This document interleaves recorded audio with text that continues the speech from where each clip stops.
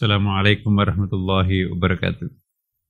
Para pemirsa dimanapun juga berada. Salah satu rukun Islam yang wajib kita tunaikan ialah zakat. Apa artinya zakat? Ya, zakat itu bisa berarti secara bahasa ya, membersihkan, mensucikan. Tapi secara syariah, zakat itu ialah mengeluarkan titipan Allah yang dititipkan melalui rezeki yang kita peroleh untuk diteruskan kepada asnafnya. Jadi kalau kita makan, mengkonsumsi seluruh gaji kita secara profesional itu, maka itu artinya kita juga ikut mengambil barangnya orang. Dengan kata lain, kita menelan sesuatu yang tidak halal dalam anggota tubuh kita kan.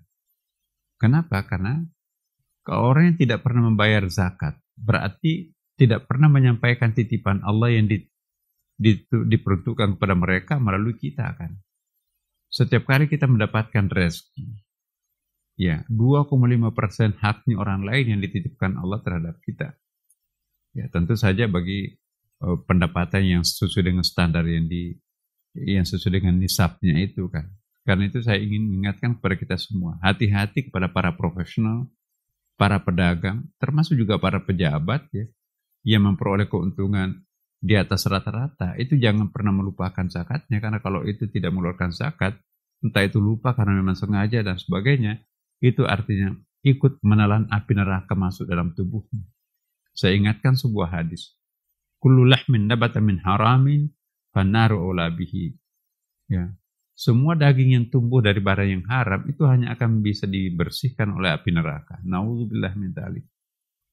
Jangan sampai kita berpoya-poya di dunia, tetapi nanti kita akan dibakar api neraka gara-gara zakat.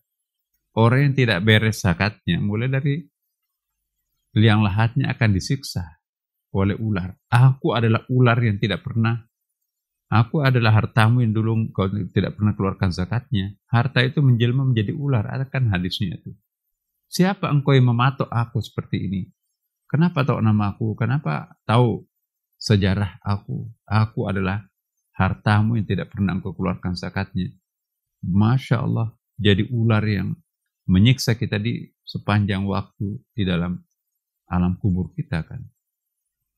Alangkah pelitnya seorang muslim kalau pengeluarannya hanya zakat. Cuma 2,5% ya kan. Maka itu dalam masyarakat Nabi dan sahabat, zakat itu nggak populer, walaupun itu rukun Islam. Ya. Kenapa nggak populer? Yang populer pada waktu itu adalah sedekah. Bahkan ayat-ayatnya pun juga yang mengatakan tentang zakat itu, khudh min amwalihim sadaqah tutahhir. Jadi zakat itu tidak disebutkan eksplisit melulu dalam Quran, tapi lebih banyak disebutkan sedekah. Karena kalau sedekah itu lebihnya zakat itu adalah untuk non mustahik. Nah kalau hanya zakat 2,5% itu pun juga tertentu. 8 asnaf itu. Di luar itu kita nggak boleh. Tapi kalau sedekah bisa. Sedekah terhadap orang tua kita yang sedang guru ngaji juga. Sedekah terhadap adik kita di kampung. Ya, itu juga puas tuh. Tapi itu nggak bisa diberikan dalam bentuk zakat.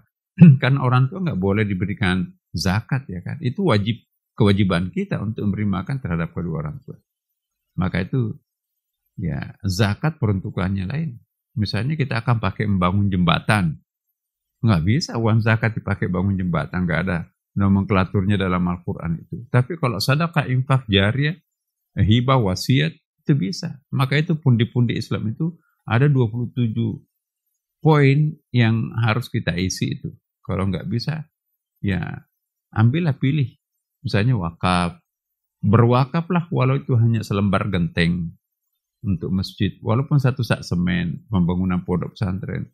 Walaupun itu hanya satu batu merah. Jadi wakaf itu tidak mesti harus banyak. Nah zakat ini harus sesuai dengan standar. Zakat fitrah kita, seperti yang kita lakukan. Kemudian juga zakat mal, zakat profesi, zakat pertanian, zakat emas, zakat tanah dan seterusnya. Yang itu kan ada ketentuannya semuanya. Karena itu saya ingatkan kepada kita semuanya. Jangan sampai kita memandang enteng berjumpa 1 tahun lagi tapi kita belum keluarkan zakatnya, itu nanti akan menjadi bumerang buat kita nanti. Saya ingatkan kepada kita semuanya, jangan sampai terlambat membayar zakat. Rajin bayar pajak tapi lupa membayar zakat. Itu bukti orang-orang yang dikelirukan oleh Allah Subhanahu wa taala. Demikian saya kira Bapak Ibu para pemirsa. Sekali lagi, mari kita jangan lupa bayar zakat. Wassalamualaikum warahmatullahi wabarakatuh.